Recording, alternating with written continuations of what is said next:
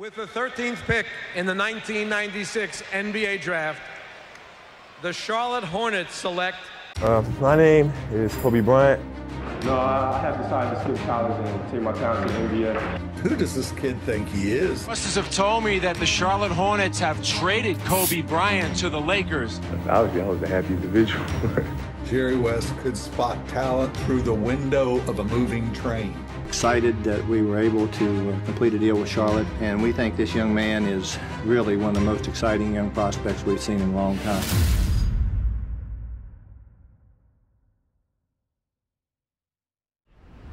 Chicago, 18 mars 1995. Tout a commencé comme une journée hivernale tout à fait banale. Mais ça, c'était avant que le monde tremble. The official statement consisted of 2 words. I'm back. I'm back. 2 mots pour une légende. MJ est de retour avec les Bulls, et l'année suivante, l'histoire est déjà écrite. Les taureaux de Chicago sont indomptables. 72 victoires, 10 petites défaites, la meilleure saison de l'histoire avec un nouveau titre de champion en apothéose. But one of the reasons I came back is that I always wanted the city of Chicago to be remembered as the best city in this United States. Inutile de vous décrire l'impact retentissant de Michael Jordan sur l'histoire de la NBA. Mais en 1996, le numéro 23 s'approche déjà du crépuscule de sa carrière. Alors, année après année, les observateurs se démènent pour dénicher le prochain Michael Jordan. En 1992, le titre est attribué à Harold Miner. En 1994, c'est au tour de Grant Hill. Et en 1996, un certain lycéen du nom de Kobe Bryant. I just had an opportunity to go in the other locker room. I asked the starting 5 what they thought of you. 2 of them said, well, we think we can contain them. 2 others said, we think we're going to win the game, and I'd like to know what you think.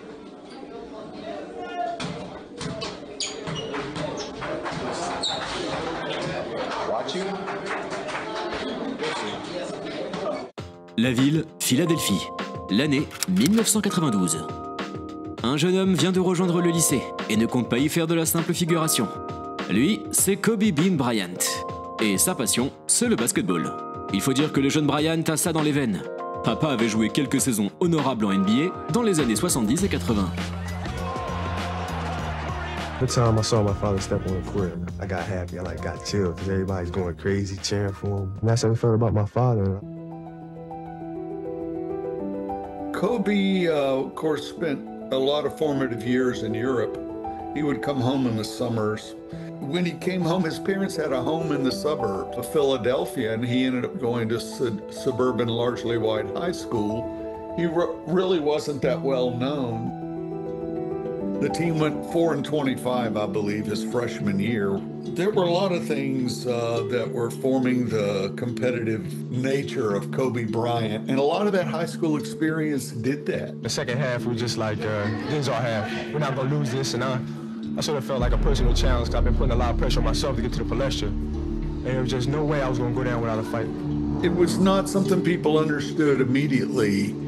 And they didn't understand immediately Jordan's competitive fierceness. But they would soon enough learn about Jordan, and later they would learn about Kobe. The East with a record of 30-3.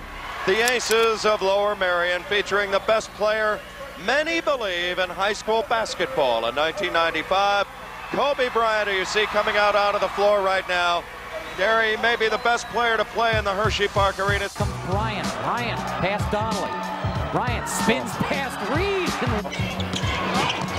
Dabney into the lane, missed it, rebound Bryant, looks to elevate. And put some of those thoughts of the NBA on the back burner. Bryant! Pettit, Bryant makes the move, the drive, banks it off the glass.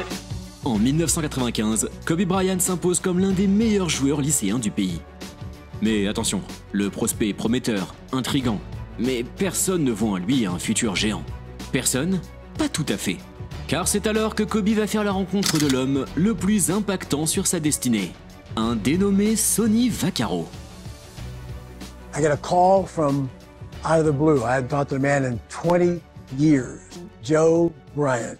He's coming back to America. He was bringing his son back, Kobe. Sonny Vaccaro secretly started plotting to steal him away from college basketball, to steal him away from Nike. Sonny Vaccaro had been fired by Nike, and so Vaccaro, being of Italian nature, swore sort of a vendetta against both college basketball and the NCAA. He did all the work behind the scenes. He called it the most clandestine thing he ever did. He began working to get Jerry West to do a workout for Kobe, who wasn't considered somebody who would be a high draft pick. You know, Kobe was pretty much one of the first people in the 90s to go out of high school and attempt to go right into the NBA. The basketball scouting industry really didn't know what Kobe was, but Jerry West saw him and agreed that the Lakers would draft him. And everyone suspected that Kobe and his family set all this up. They knew nothing about it till the night of the draft. That was all Sonny Vaccaro and his vendetta against Nike. He was working for Adidas by then.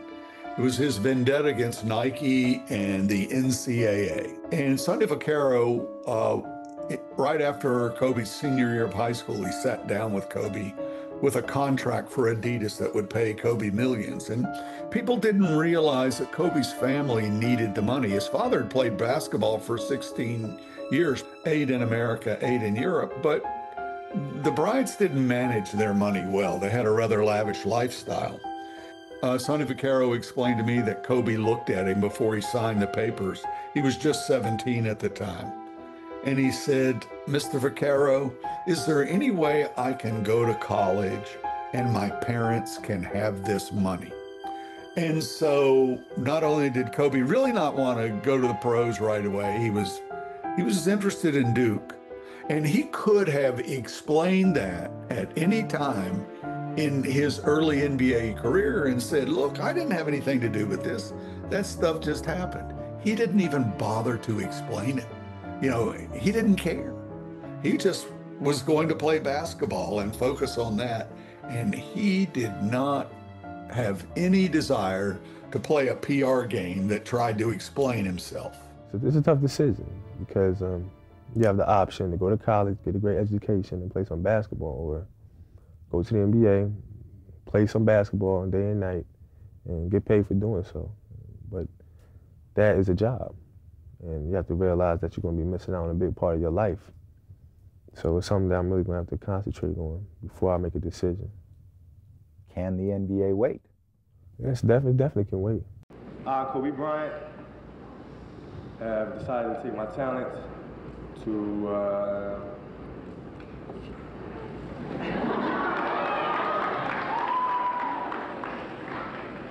No, I have decided to skip college and take my talent to the NBA.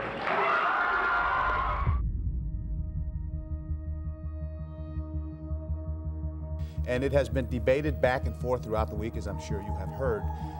Tell me the process you went through to come to the decision of making yourself eligible for the NBA draft. Well, playing in the NBA has always been a goal of mine. I've said that many times, it's always been a dream. And I was basically going through the high school season trying to think if this is really what I want to do. If college is a place that I want to skip, if that experience is worth taking ahead of the NBA, and that's what I was mainly trying to focus on. You said at the press conference that back when you were in 9th grade, you had already made the decision that if it were possible, you'd skip college and go right to, so this is something that you've thought of. Well, it wasn't like I made a decision and said, well, if this opportunity presents itself, I'm going to take it. Dans l'imaginaire collectif, on pense que c'est un jeune Kobe Bryant arrogant qui décide de sauter directement dans le grand bain des professionnels. En vérité, on se rend compte que Kobe, encore adolescent, a bel et bien été poussé dans cette voie par sa famille et Sonny Vaccaro. Jusqu'alors, très peu de joueurs lycéens avaient rejoint la NBA depuis le lycée.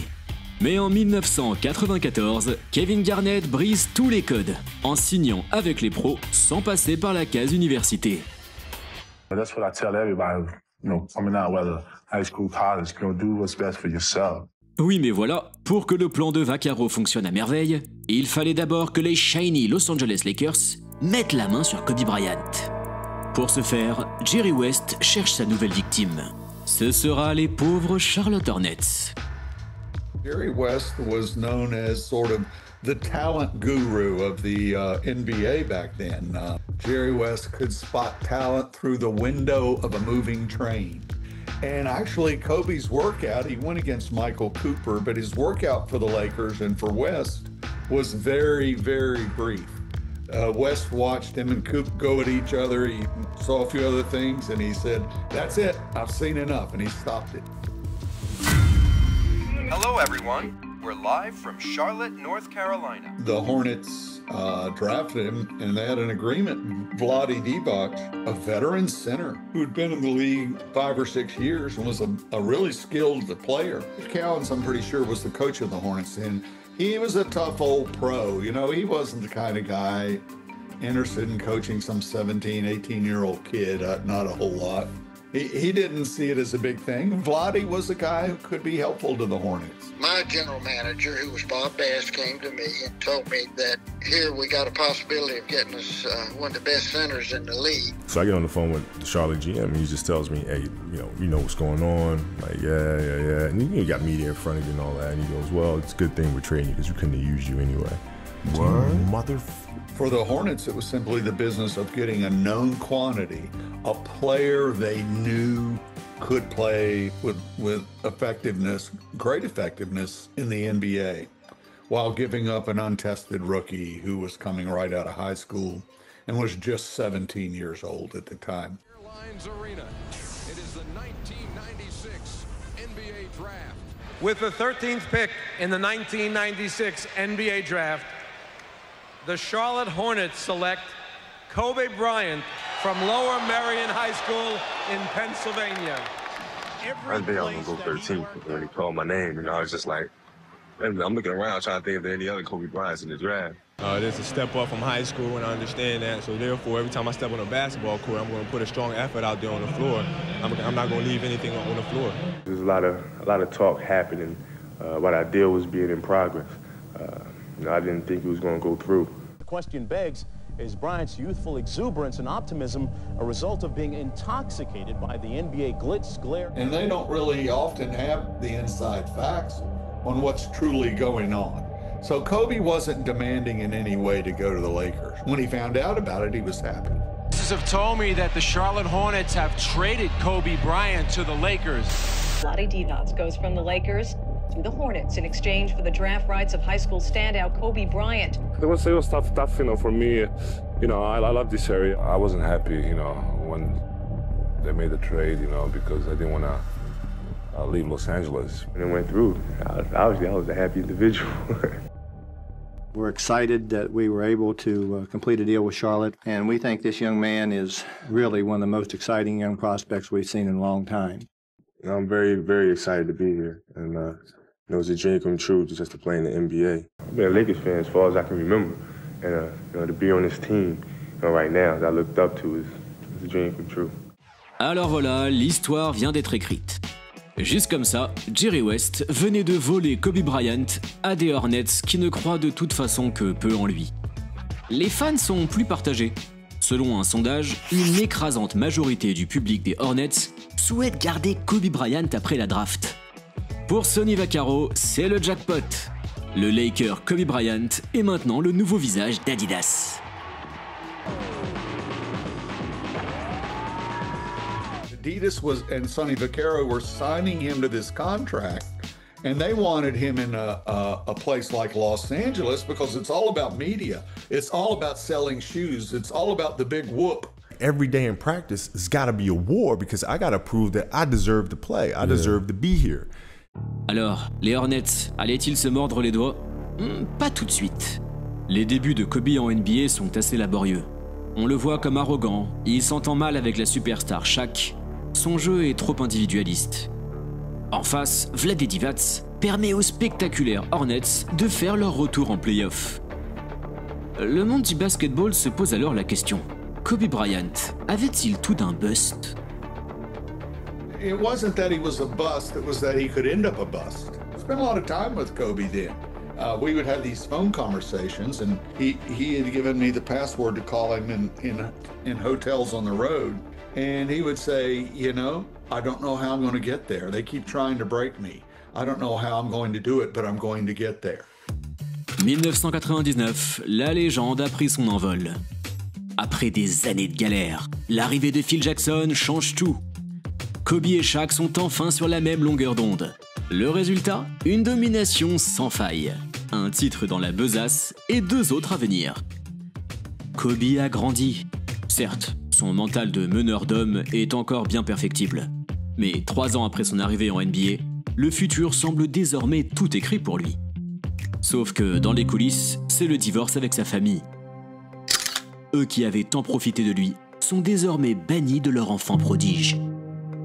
The thing was a lot about money, him wanting more control of his life. They of course wanted to keep Kobe focused in a way that allowed them to share more of his revenue. And it would eventually become heartbreaking and ugly. Kobe kicked his parents out of his life, kicked his family out, got rid of all kinds of people in his life at one point. Lorsque Kobe nous quitte tragiquement en 2020, le monde entier se souvient de cette légende du basketball. On oublie pourtant que ses débuts furent ô combien difficiles. Contrairement à un LeBron James, Kobe Bryant n'était pas un lycéen promis au plus grand futur. On ne connaissait que peu de choses sur lui. On doutait de son physique frêle. On disait qu'il n'était qu'une tête brûlée. Et pourtant, à la seule force de sa détermination sans faille et de son dur labeur, Kobe Bryant est aujourd'hui unanimement reconnu comme l'un des tout meilleurs joueurs de l'histoire. Et les Hornets dans tout ça? Eh bien, c'est l'hécatombe. Le propriétaire de la franchise est détesté des fans. L'équipe finit tout simplement par plier bagage en 2002. À tort ou à raison, les Hornets restent donc dans les annales comme l'équipe qui a laissé filer Kobe Bryant. Et que devient notre consigliere Sonny Vaccaro? Le braquage à l'italienne tourne au vinaigre. Quelques années après sa draft, Kobe quitte Adidas pour s'engager avec son ennemi de Nike. De Joe Bryant aux Hornets, en passant par Sonny Vaccaro, nombreux sont ceux à avoir loupé le coche avec Kobe. Mais Jerry West, comme à son habitude, avait visé droit dans le mille. Nul doute que, là-haut, dans les cieux, ces 2 géants du basketball ont de bien belles histoires à se remémorer.